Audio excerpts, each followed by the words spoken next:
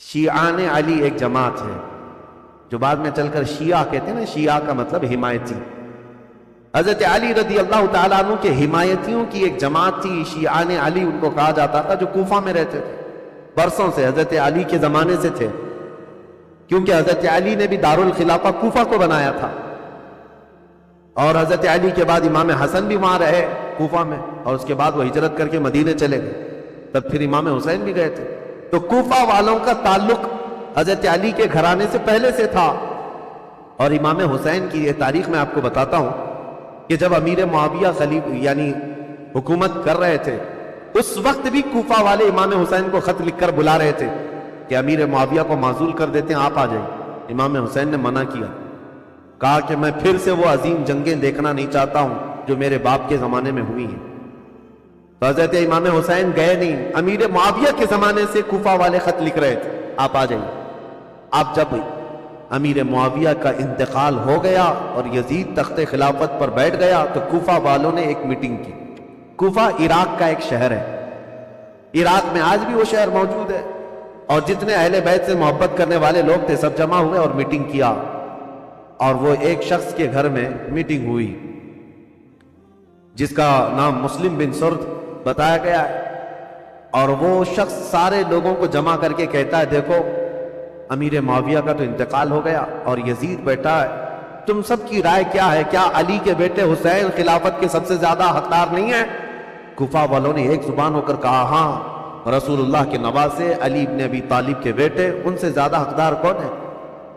تو ان لوگوں نے کہا کہ ہم نے یہ سنا ہے کہ امام حسین نے بھی یزید کی بیعت کو قبول کرنے سے منع کر دیا اور وہ مدینہ چھوڑ کر مکہ جا چکے ہیں، اے لوگوں تمہارا کیا خیال ہے؟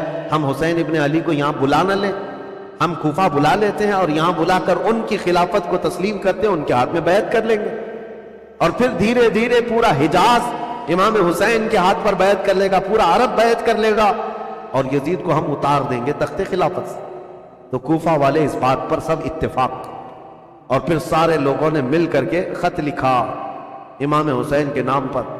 عبداللہ بن صبح حمدانی نام سے ایک شخص تھا، اس کے ہاتھ میں خط دے کر بھیجے جس میں کوفہ کے بڑے رئیس اور ذمہ دار جو لوگ تھے، وہاں کے جو سردار تھے، ان کی دستخطیں تھیں، ان کی مہریں لگی ہوئی تھیں۔ یہ خط رمضان کی 10 تاریخ کو آیا، کہاں؟ مکہ مکرمہ میں۔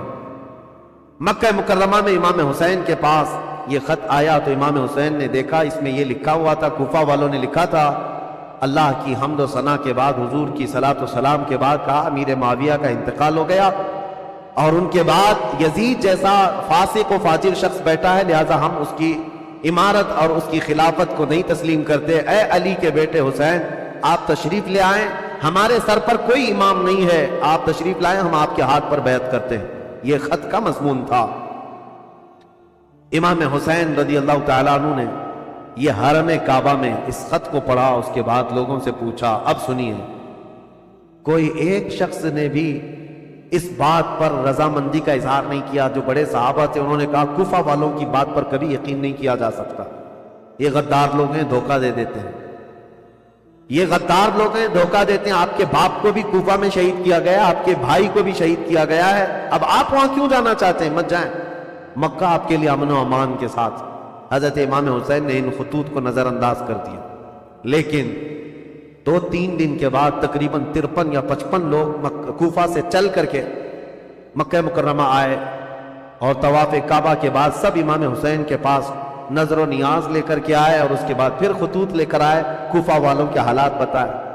امام حسین نے دوبارہ صحابہ سے مشورہ کیا کہ کیا کرنا چاہیے، تب پھر صحابہ نے وہی بات کی، کوفہ والے غدار قسم کے لوگ ہیں، طبیعت کے اندر ان کے استقامت نہیں، کسی ایک بات پر جمتے نہیں ہیں، آپ مت جائیں۔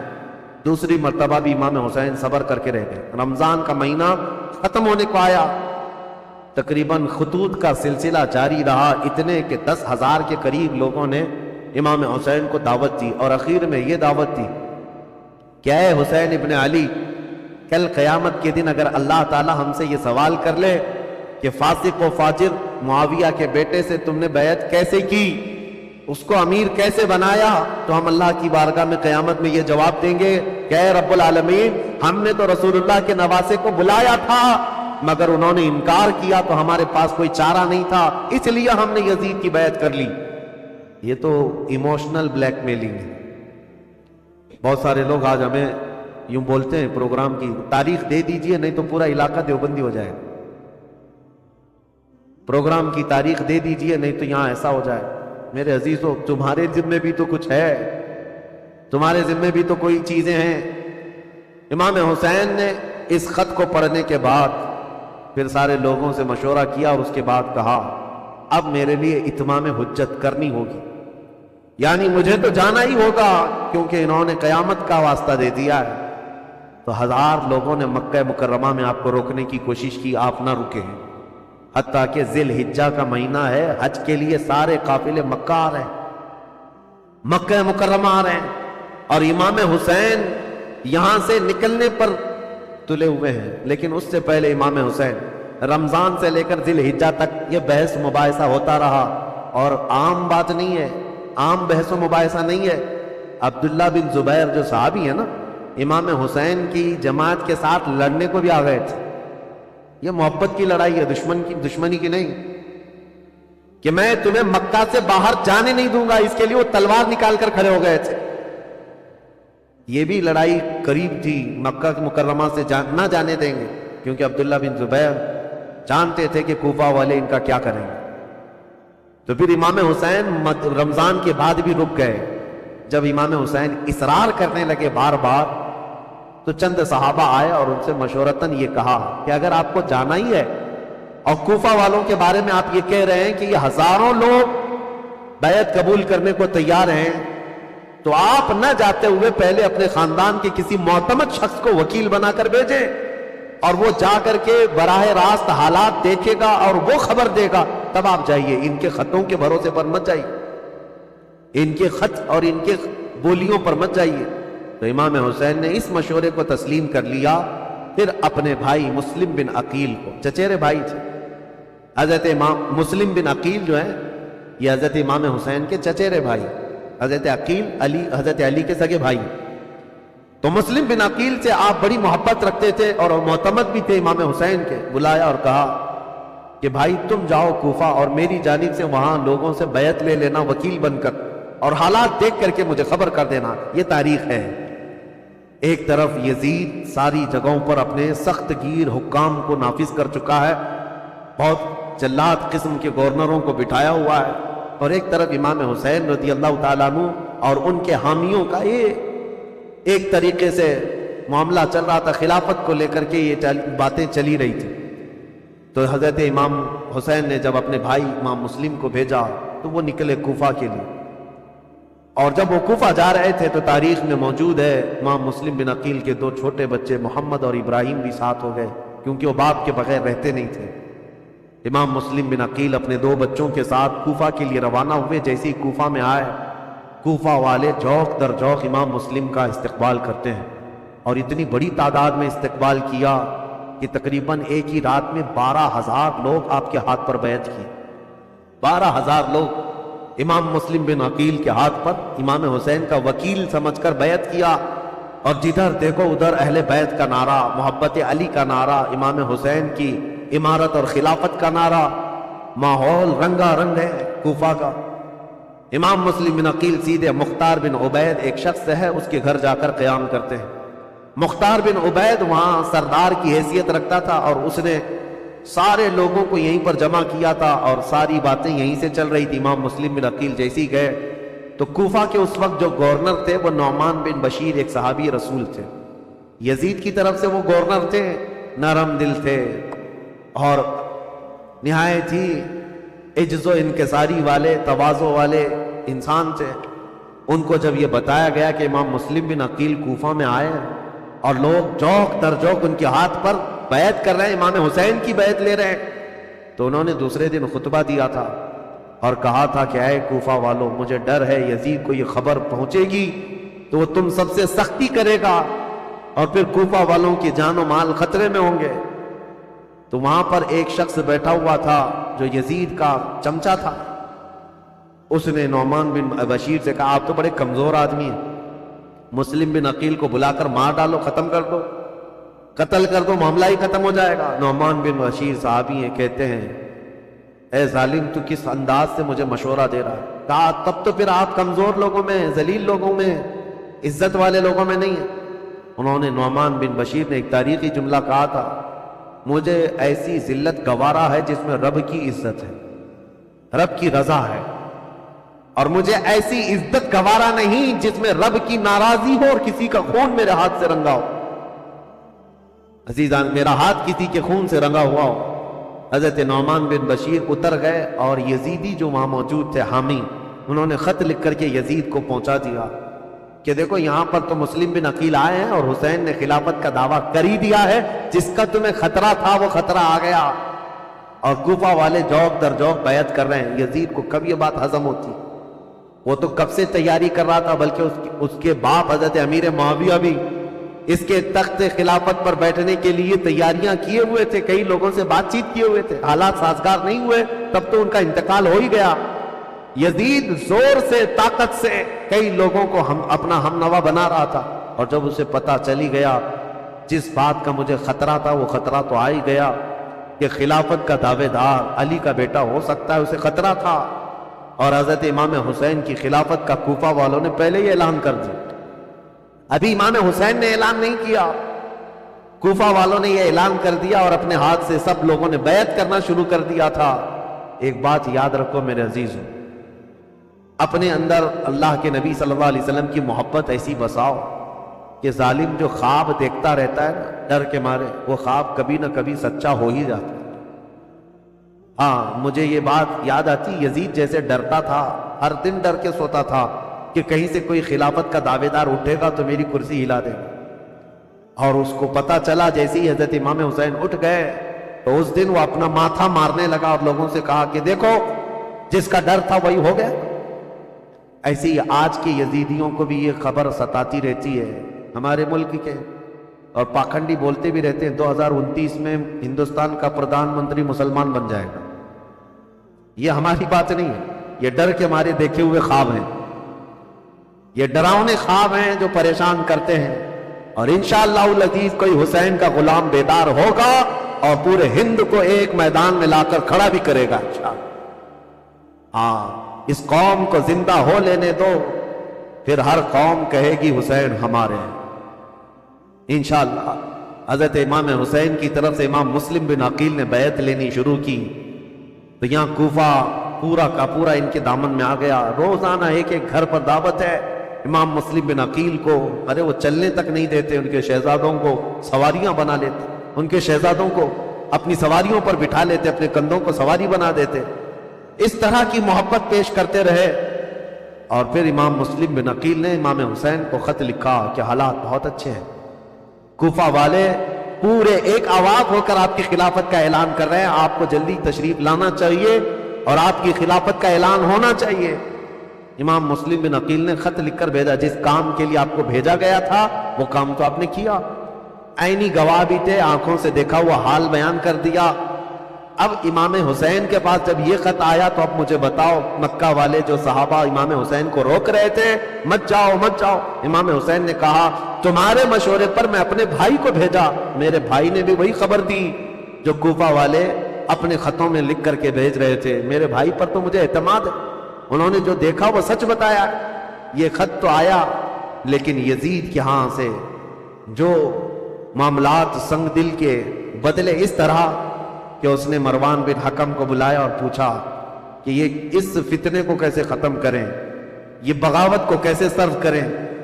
تو اس نے مشورہ دیا کہ نعمان بن بشیر یہ کمزور دل آدمی ہے، نرم دل آدمی ہے، اس کو اتار دو، حالانکہ صحابی رسول تھے، کہا اس کو اتار دو۔ اور عبید اللہ ابن زیاد یہ ایک نہایت ہی ظالم قسم کا جلاد آدمی تھا، اس کی ماں کے متعلق ہی مشہور تھا، جو زنا کرتی یا کرواتی رہی جس سے پیدا ہوا، اور اس کی ظلم کی داستانیں لوگوں میں مشہور تھیں۔ یہ بصرہ کا گورنر تھا۔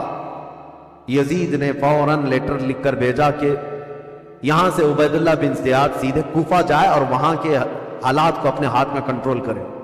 عبید اللہ بن زیاد جیسی یزید کا خط آیا وہ کوفہ نکلا، کوفہ جب گیا تو بھیس بدل کر کے آیا، چہرے پر نقاب ڈال کر کے مدینے کی طرف، مکہ کی طرف سے جو راستہ آتا ہے اس راستے سے کوفہ میں آیا، کیونکہ کوفہ والے روز اس انتظار میں تھے کہ حیدر کرار کے شہزادے امام حسین تشریف لانے والے، رسول اللہ کے بیٹے کوفہ میں آنے والے، روز انتظار میں تھے، کیونکہ امام مسلم نے خط لکھ کر کے بھیج دیا ہے اب وہ آنے والے۔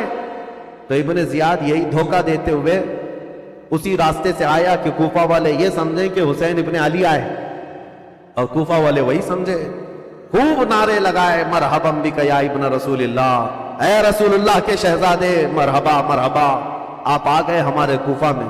یہ ظالم کچھ بھی نہیں جواب دیتا تھا، پردہ ڈالے ہوئے جلوس میں چلتا رہا اونٹنی پر بیٹھ کر، اور جب دارالخلافہ پہنچا یا گورنر ہاؤس پہنچا تو وہاں پہنچتے ہی گورنر ہاؤس میں اندر گیا، دروازہ بند کیا، چھت پر کھڑے ہو کر پھر خطبہ دیا اور کہا، اے لوگوں، یہ علی بن ابی طالب کا بیٹا حسین نہیں، میں عبید اللہ بن زیاد یزید کی طرف سے نیا گورنر بن کر آیا ہوں، نعمان بن بشیر کو معزول کیا جاتا ہے، آج سے کوفہ کے سارے معاملات میرے ہاتھ میں ہوں گے۔ کوفہ والے جو استقبال کرنے کے لیے آئے تھے ان کو سخت ترین خطبہ دیا، کہا، اے لوگوں سنو، جو سختی کرے گا اس کے ساتھ ہم سختی کریں گے، اور جو یزید کی بیعت کو انکار کرے گا ہم اس کو قتل کریں گے، باغیوں میں اس کا شمار ہوگا، اور جو کسی باغی کی حمایت کرے گا ہم اس کے ساتھ بھی سختی کا معاملہ کریں گے۔ اس کا پہلے ہی دن یہ جو خطبہ سنا لوگوں نے بہت ہی بیزاری کا اظہار کیا، برہمی کا اظہار کیا، لوگ چلے گئے۔ اب امام مسلم بن عقیل کے حالات اب بدلنے کو آ گئے، کوفہ والے بس گیدڑ بھپکی سے ڈر گئے، عبید اللہ بن زیاد کے ایک خطبے سے ڈر گئے، اور اس کے بعد دوسرے دن عبید اللہ بن زیاد نے کیا کیا، کوفہ کے جتنے قبیلے تھے، خاندان تھے، ان خاندانوں کے جو بڑے لوگ تھے، خاندان کا جو بھی رئیس ہوتا، ان سب کو اپنے گورنر ہاؤس میں بلایا، اور بلا کر کے اتنا سخت ڈرایا اور کہا، تم میں سے کوئی بھی اگر مسلم بن عقیل کو اپنے گھر میں پناہ دیا یا دیتا ہوا نظر آیا تو میں تمہاری پھانسی کا پھندا یہیں پر لٹکاؤں گا، اور اس کے بعد تمہارے لیے وہ عبرتناک سزا ہوگی، اس لیے کہ یزید امیر المومنین کی طرف سے مجھے یہ آرڈر ہے۔ ایسے سخت احکامات دیا، اور اس کے بعد کوفہ والوں کو ڈرایا یہ کہہ کر کے کہ یزید کی طرف سے 30,000 کی فوج آ رہی ہے جو کوفہ کی اینٹ سے اینٹ بجا دے گی۔ سارے سردار ڈر گئے، جتنے قبیلوں کے آقا تھے ان کے جو رئیس تھے وہ ڈر کے مارے چھپ گئے، اور حضرت امام مسلم بن عقیل کو آ کر یہ معاملات کی خبر دی۔ امام مسلم بن عقیل جس گھر میں تھے، عبید اللہ مختار بن عبید جس کے گھر میں تھے، وہاں سے آپ ہجرت کر گئے، وہاں سے نکل گئے کہ یہاں رہنا اچھا نہیں، تو وہاں سے نکل کر کے ایک بہت ہی عمر دراز صحابی تھے کوفہ میں، ہانی بن عروہ، ان کے گھر گئے۔ یہ محب اہل بیت تھے، خاندان نبوت کے چاہنے والے تھے۔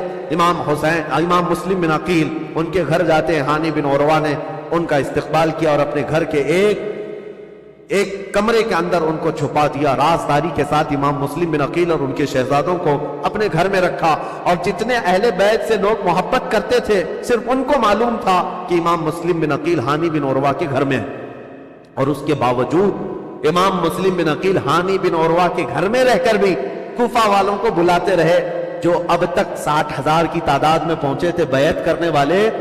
اب ان لوگوں میں اب چھانٹنا شروع کیا کہ ابھی بچے کتنے ہیں۔ ہانی بن عروہ کے گھر میں جب آپ خفیہ لوگوں سے ملاقات کرتے تھے اس وقت بھی 18,000 لوگ ابھی بھی امام مسلم بن عقیل کے ساتھ تھے۔ آ کر کے انہوں نے اپنے ساتھ ہونے کا اظہار کیا۔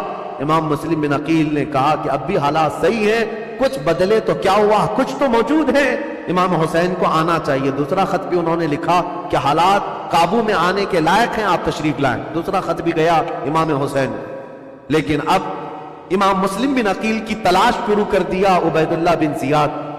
یہ ہر جگہ لوگوں سے پوچھنے لگ گیا کہ مسلم بن عقیل جو آئے ہیں حسین کی طرف سے وکیل بن کر، وہ کس کے گھر میں چھپے ہوئے، کوئی بتانے کو تیار نہیں تھا۔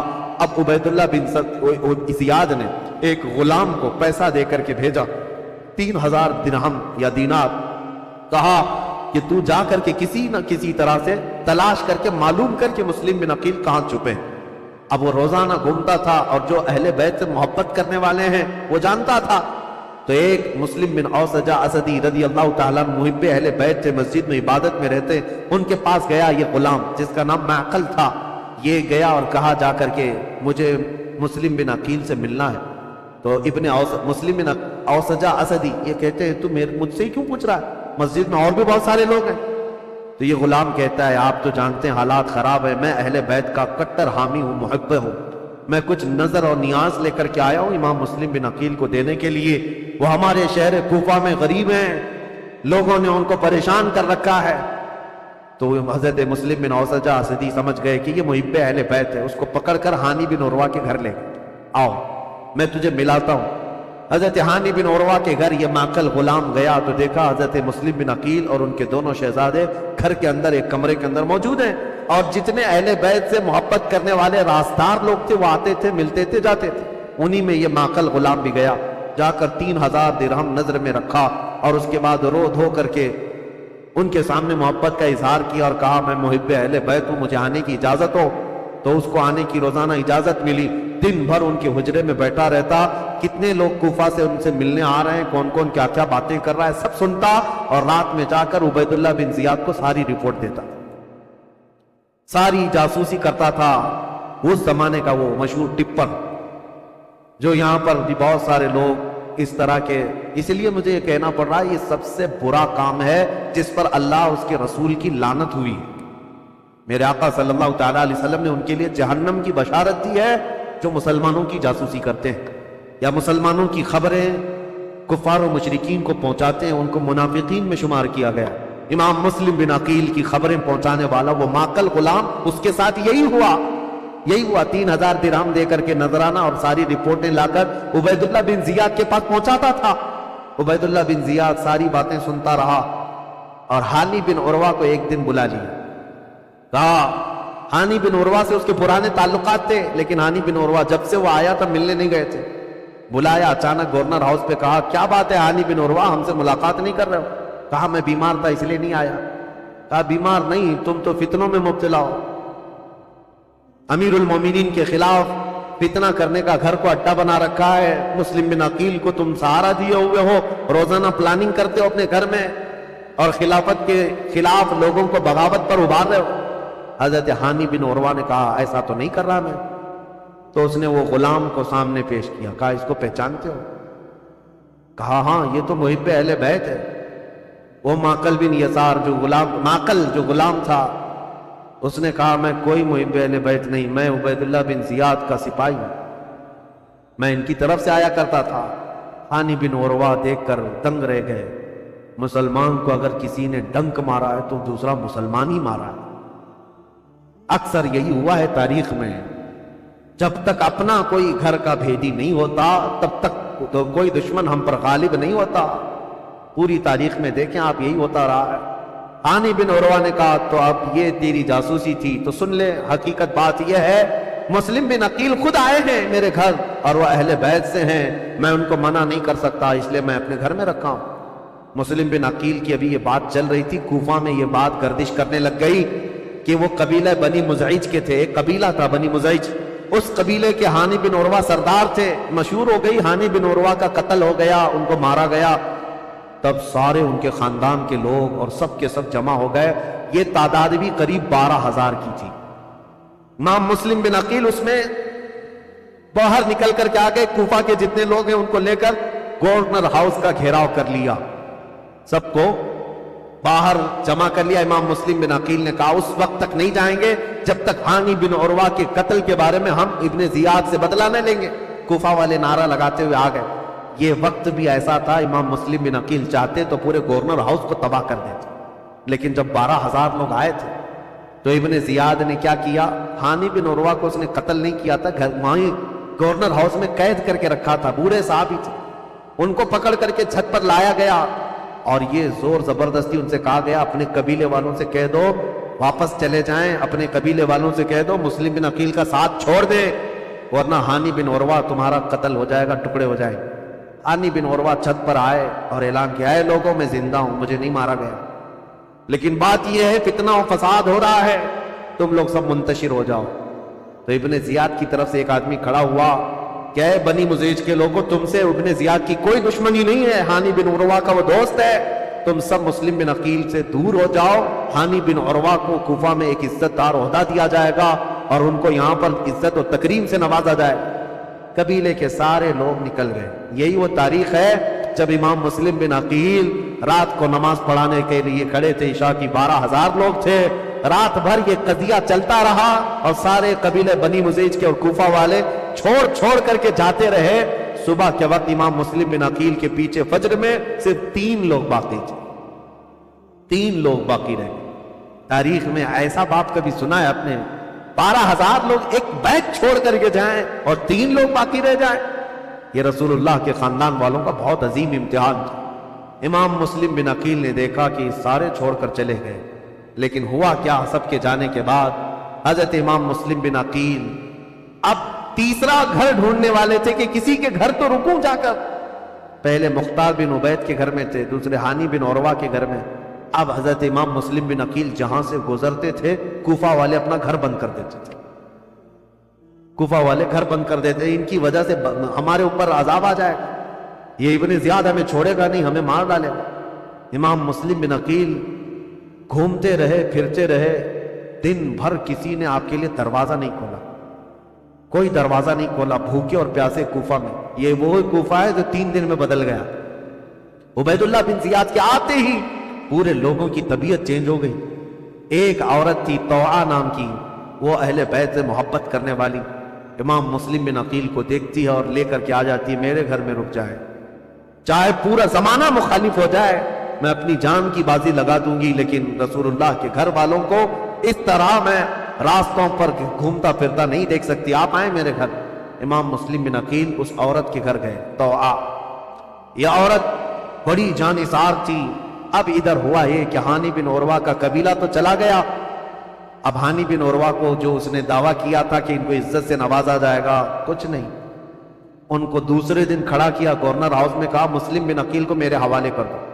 ہانی بن عروہ نے کہا میں اپنا سارا گھر اور اپنی جان تیرے حوالے کر سکتا ہوں، مسلم بن عقیل کو تیرے حوالے نہیں کروں۔ اب ان کی دوستی بھی ختم ہو گئی۔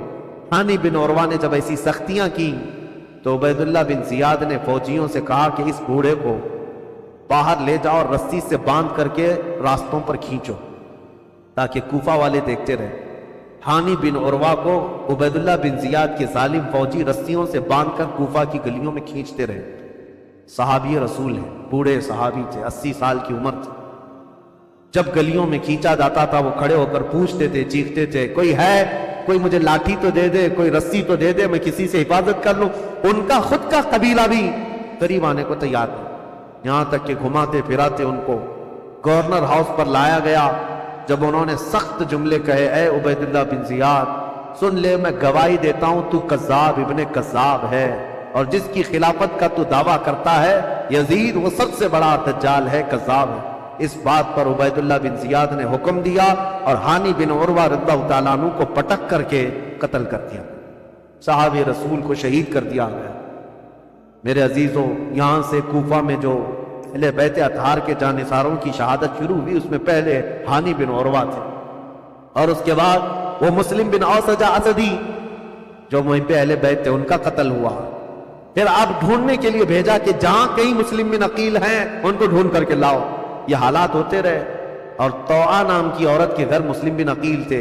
اتفاق ایسا کہ اس طوعا نامی عورت کا جو بیٹا تھا محمد بن اشعث، وہ ابن زیاد کے درباری تھا، فوجی تھا، اور اس کو خبر ملی تو ابن زیاد سے آ کر کے کہا میری ماں نے پناہ دے رکھی ہے مسلم بن عقیل کو، لیکن میری ماں بہت ڈھیٹ ہے، مانے گی نہیں، وہ مجھ سے بھی لڑ جائے گی، مسلم بن عقیل کو حوالے نہیں کرے۔ تو کیا کیا جائے؟ ابن زیاد نے پوچھا تو اس نے کہا بیٹے نے میرے ساتھ 10 فوجیوں کو بھیجو، کسی نہ کسی طرح گرفتار کر کے لاؤں گا۔ تو 10 فوجیوں کو یا 12 فوجیوں کو لے کر یہ محمد بن اشعث آیا اور اپنی ماں سے آ کر کہا کہ ماں تو ایک مجرم کو پناہ دی ہے، ماں تو نے ایک غدار کو اور دھوکے باز کو اور خلافت کے باغی کو پناہ دیا ہے، تجھے پتہ نہیں انجام کیا ہے؟ طوعا باہر نکلی اور کہا مجھے افسوس ہے اس دن پر جس دن میں نے تجھے دودھ پلایا، اس دن پر مجھے افسوس ہے، اور تو کہتا ہے میں نے باغی کو پناہ دی ہے؟ نہیں، در حقیقت میں نے رسول اللہ کے گھر کو اپنے گھر میں بسایا ہے، میں نے رسول اللہ کے گھر کو اپنے گھر میں بسایا ہے۔ مسلم بن عقیل تیرے حوالے نہیں ہوں گے۔ اپنے بیٹے سے وہ لڑ گئی۔ اب یہ 12 لوگ امام مسلم بن عقیل کو پکڑنے آئے تو پہلی مرتبہ امام مسلم بن عقیل کو تلوار نکالنی پڑی کوفہ میں۔ پہلی مرتبہ جب تلوار نکالی تو یہی 10-12 سے آپ کا مقابلہ ہوا، اور یہ 10-12 کیا، یہ حیدر کرار رضی اللہ تعالیٰ عنہ کے گھر کا شیر ہے۔ مسلم بن عقیل کی تلوار چمکتی تھی اور سامنے وہ بھاگے پھرتے تھے کتوں کی طرح، کوئی پکڑنے کو آتا نہیں تھا، یہاں تک کہ ایک شخص قریب آیا اور امام مسلم بن عقیل پر حملہ کرنے لگا۔ آپ کا اس کی تلوار منہ پر گری جس سے آپ کا ہونٹ کٹ گیا، امام مسلم بن عقیل کا ہونٹ کٹ گیا۔ امام مسلم بن عقیل، سخت شدت کی دھوپ ہے اس دن، طوعا نامی خاتون سے کہتے ہیں، اے محب اہل بیت، جانثاران اہل بیت کی خاتون، مجھے تھوڑا پانی دے دے، میں پانی پیوں گا اور ان کا کام تمام کروں۔ خاتون پانی لائی، ایک کھٹورے میں پانی لائی۔ امام مسلم بن عقیل پانی کے لیے جیسی کھٹوری آگے کرتے ہیں، خون پورا اس پانی میں گرتا۔ آپ نے پانی پھینک دیا کہ خون کا قطرہ پانی میں مل جائے تو حرام ہے، پانی نہیں پیا جا سکتا، خون پینا حرام ہے۔ دوسری کھٹوری لائی گئی، آپ جب لبوں کے قریب لگاتے اس میں بھی خون ٹپکتا تھا، آپ نے وہ پانی بھی چھوڑ دیا، کہا صاف پانی پینا مسلمان کے لیے حلال ہے، خون جس پانی میں مل جائے وہ حرام ہے، میں حرام پانی اخیر وقت نہیں پی سکتا۔ تیسری مرتبہ لایا گیا، تیسری مرتبہ بھی وہ کھٹوری خون سے لال ہو گئی، آپ نے رکھ دیا اور کہا شاید اب میری زندگی میں دنیا کا پانی نہیں۔ امام مسلم بن عقیل لڑنے کے لیے پھر باہر آئے تو ان ظالموں نے کیا کہا، محمد بن اشعث وغیرہ نے کہا مسلم ہم تم سے لڑنا نہیں چاہتے، امان دیتے ہیں۔ ایک شخص اس میں سے کہا میں امان دیتا ہوں، بس بات اتنی ہے کہ تم چلو عبید اللہ بن زیاد کے سامنے، تمہارے آمنے سامنے گفتگو ہو جائے، ہم اتنا ہی کہتے ہیں۔ جیسے آج بھی آتے ہیں نا پولیس والے، صرف بات کرنا ہے، بات کرنے کے لیے جانا ہے۔ امام مسلم بن عقیل سے کہا صرف بات کرنے کے لیے چلو، اور اس وقت عربوں میں امان دینے کا مطلب یہ ہوتا ہے کہ پھر جنگ نہیں ہوتی، اور اس کے لیے جس نے امان دیا وہ تلوار اٹھا لیتا، عرب میں یہ دستور تھا۔ تو امام مسلم بن عقیل نے اپنی تلوار چھوڑ دی، کہا چلو ٹھیک ہے تم نے امان دے دی، میں چلتا ہوں ابن زیاد کے پاس گفتگو کروں گا۔ جب جانے لگے اور اس وقت جیسی ہی ان کی بگی میں بٹھایا گیا، گھوڑے پر بٹھایا گیا، تو ظالموں نے پیچھے سے ان کے ہاتھ باندھنا شروع کر دیا۔ امام مسلم بن عقیل کے ہاتھ باندھے۔ آپ نے پوچھا جب تم نے امان دے دیا اور صرف بات ہی کرنا ہے تو پھر یہ ہاتھ باندھنا کیوں شروع کیا، یہ پہلی غداری ہے تمہاری۔ کہا نہیں ابن زیاد کے پاس چلو۔ جب وہاں پہنچے تو آپ کو اس انداز سے نہیں لے جایا گیا جیسے بلایا گیا تھا، کھینچ کر کے بے عزتی کے ساتھ لایا گیا، عبید اللہ بن زیاد کے سامنے لایا گیا۔ اب یہ جو مکالمہ ہوا ہے، جو گفتگو ہوئی ہے، ابن زیاد نے اب گفتگو شروع کی اور کہا اے مسلم بن عقیل کیا تم یہ فتنہ پروری کر رہے ہو؟ یہاں کے لوگ امن و امان میں تھے، یہاں کے لوگ حسب عادت بہت اچھے مزاج کے تھے، اور تم نے آ کر فتنہ ڈال دیا اور حقیقی خلیفہ کے خلاف بغاوت کیا۔ امام مسلم بن عقیل نے کہا نہ ہم فتنہ کرنے کے لیے آئے اور نہ یہاں کے لوگ امن و امان میں تھے، ہم کو یہ خبر دی گئی کہ یہاں تیرے باپ کی حکومت ظلم کے ساتھ قائم کی گئی ہے اور ان کے ساتھ کوفہ والوں کے ساتھ ظلم ہوتا تھا، ہم ان کو زمانے رسول کی خلافت یا زمانے رسول کی حالت پر لانے کے لیے اپنا شہر چھوڑ کر آئے ہیں۔ تو ابن زیاد نے کہا اے مسلم بن عقیل تم کو اتنی فکر ہو گئی، تم تو مدینے میں شراب پینے والے لوگ۔ مسلم بن عقیل نے مسکرا کر کہا پورا زمانہ گواہ ہے رسول اللہ کا گھرانہ شراب تو دور کی بات، میری کھٹوری میں خون کا قطرہ گرا تھا، میں نے وہ پھینک دیا ہے، شراب کی بات کرتا ہے؟ شراب تو تجھ جیسا آدمی پیتا ہے اور تیرا امیر پیتا ہے یزید، جو مسلمانوں کی خون پر اپنی کرسی بچھایا ہوا ہے۔ یہ باتیں سخت ہو گئی امام مسلم بن عقیل کی اور ابن زیاد کی۔ ابن زیاد نے کہا کہ مسلم ابھی تمہارے پاس وقت ہے کہ تم یزید کی امارت اور اس کی خلافت کو تسلیم کر لو تو ہمارے درمیان بات بن جائے گی۔ ابن زیاد نے جیسے ہی کہا، مسلم بن عقیل نے کہا تو ہم سے اس بات کا وعدہ لینا چاہ رہا ہے جو قیامت تک ہونے والا نہیں ہے، جو قیامت تک ہونے والا نہیں ہے، اور ہماری زندگیاں کیا، ہماری نسلیں ختم ہو جائیں گی، لیکن جس بات پر تو عہد لینا چاہتا ہے وہ ممکن نہیں ہے۔ ابن زیاد نے تلوار نکالی اور کہا اگر وہ ممکن نہیں ہے تو پھر میری تلوار سے تمہارا مقابلہ ممکن ہے۔ مسلم بن عقیل نے کہا میں نہیں کہتا تھا کہ تجھ جیسا خون پینے والا ہی شرابی ہے، اور تیرے لیے ہی یہ سزاوار ہے کہ تو ہی مسلمان کے خون سے اپنے آپ کو آلودہ کر سکتا ہے۔ یہ گفتگو ہوتی رہی کوفہ کے گورنر ہاؤس میں۔ عبید اللہ بن زیاد نے امام مسلم بن عقیل کو پیچھے ہاتھ باندھ کر اوپر چھت پر لے جانے کا حکم دیا. جلاد کو بلایا اور جلاد کو بلانے کے بعد امام مسلم بن عقیل کی ہڈیاں توڑی گئیں. آپ کی ہڈیاں توڑی گئیں اور اس کے بعد امام مسلم بن عقیل کو قتل کر کے گورنر ہاؤس کے اوپر سے پھینکا گیا. آپ کا سر مبارک الگ اور جسم مبارک الگ پھینکا گیا تھا. انا للہ و انا الیہ راجعون.